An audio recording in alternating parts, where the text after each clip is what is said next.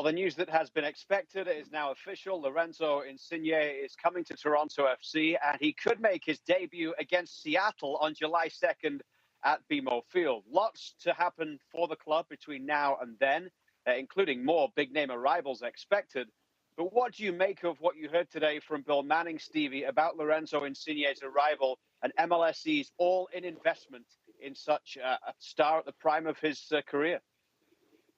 Yeah, that was the thing that really stood out to me, Luke, the commitment from MLSE and what's been a really difficult couple of years, of course, with COVID and playing away and lack of revenue, commercial success.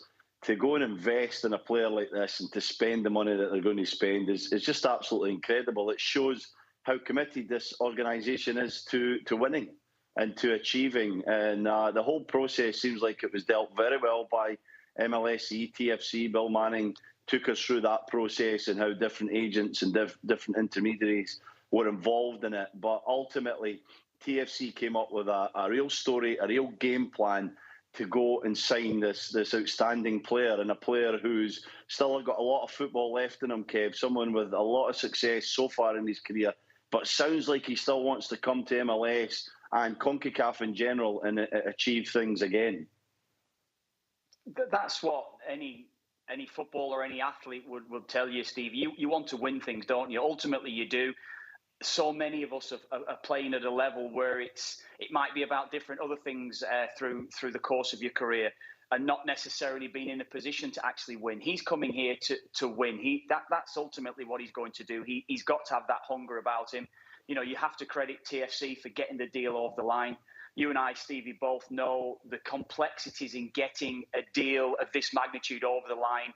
With, you mentioned the different agents involved, different personnel involved. So to get a deal like this over the line is very, very difficult. So you commend Bill Manning and TFC for what they've actually done in getting the deal in place. But I just go back to what you're saying there, Stevie. Yes, absolutely. The hunger has to be inside him. He's coming to win things. If TFC can build a team around him for the foreseeable future, certainly for the next 4 years, for the duration of his contract, he will be fit enough.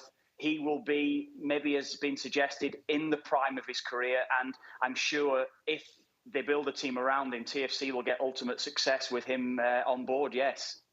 We've seen designated players come in the past in the league and not work out, Stevie. And some close to home with Toronto FC, when you talk about someone like Jefferson Soteldo, who hasn't really worked out right now. Jermaine Defoe, when he came in, it was a huge fanfare at the time. You were around the team. How do you think they can be certain here that this investment is going to pay off and that Lorenzo Insigne won't be one of those players who arrives and then it's not quite what he expected?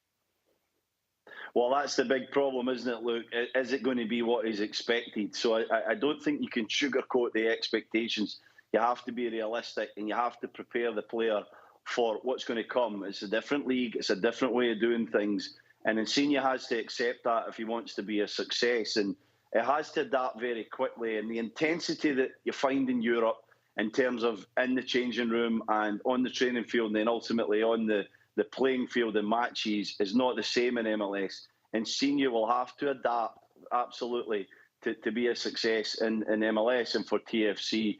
And it's his attitude. He needs to still want to do it. He needs to still want to be out there. It's not always glamour in MLS, much like other leagues, I guess, but it's a bit of a grind. The summer months can be pretty tough. And when you know you have a playoff system coming, Kev, it's difficult to stay consistent through that regular season.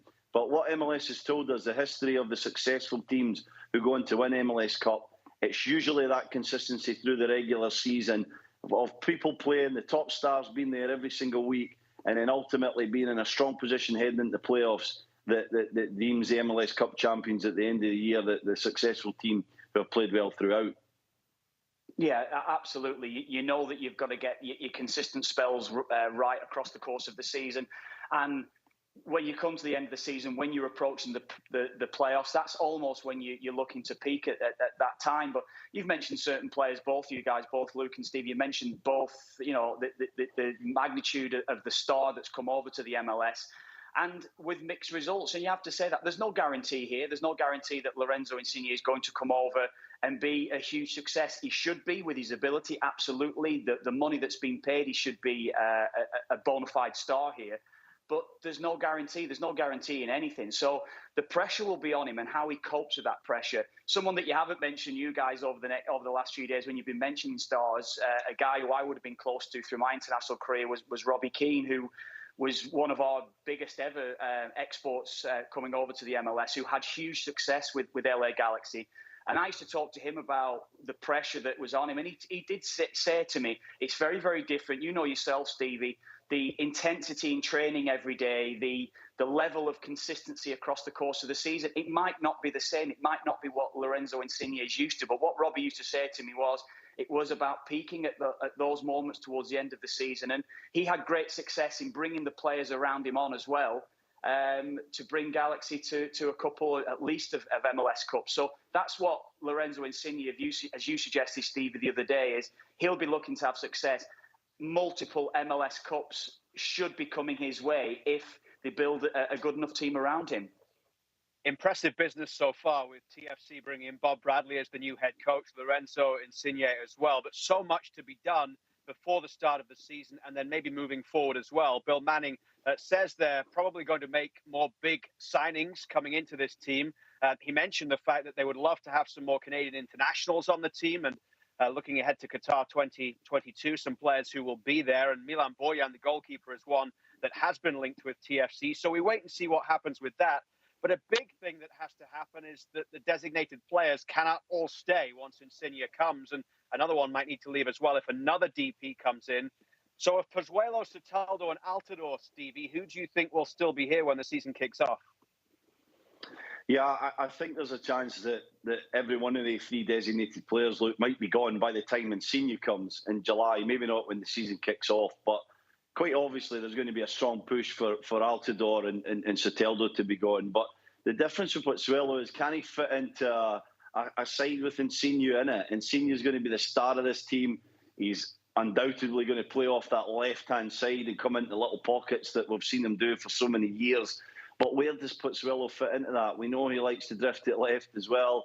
He likes to play some kind of similar thing. So I kind of wonder if he will play a part in it, or if TFC will be willing to listen to offers for Alejandro Pozuelo as well. So there's a lot up in the air. But when you talk about the overall makeup of this squad, I think there needs to be some great balance and some real pieces that fit into the style that Bob Bradley wants to play, with Insigne being at the centre of that. And it's not just about the designated players. It is about that defence, fixing that up and making sure that they have the stability and the structure and the quality there to deal with attacks in MLS and to be solid defensively, and making sure that the overall squad, Kev, is robust enough to handle a grueling MLS season and to lead to a successful playoff campaign.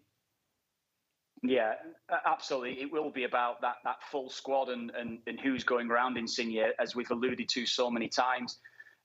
It's no secret that they've tried to get Jose Altidore away from TFC over the last year or so. Whether or not that's possible in the foreseeable future, we will see. But that looks likely to happen at some stage, absolutely. But you touched on the defence there, Stevie, and that has been an area, the amount of goals that TFC have leaked over the last season, it's been very worrying. There is a lot of business, I think, that needs to be done there. You can look to the goalkeeper and look at the goals they've conceded, but that is not the issue from what I have seen over the last season. It's absolutely been the defence and how the structure of that defence has been. Maybe a lack of pace, maybe a lack of organisation from the back four or back five, however they've played. So there is a lot of work that Bob Bradley needs to do on the defensive structure of the side, absolutely. And I think with Insigne and maybe, as you say, Pozuelo and maybe one or two others that might be in the attacking department, I think they'll be okay there. They've got enough talent, I think, going forward. But the structure of the side defensively is something that absolutely needs to be improved upon. Exciting times for Toronto FC, for sure. They are the talk of the soccer world on this particular day with the signing of Lorenzo Insigne. He'll arrive in early July, but much more business for Toronto to do over the course of the next few weeks. as they prepare to kick off their season the final weekend of February in Dallas.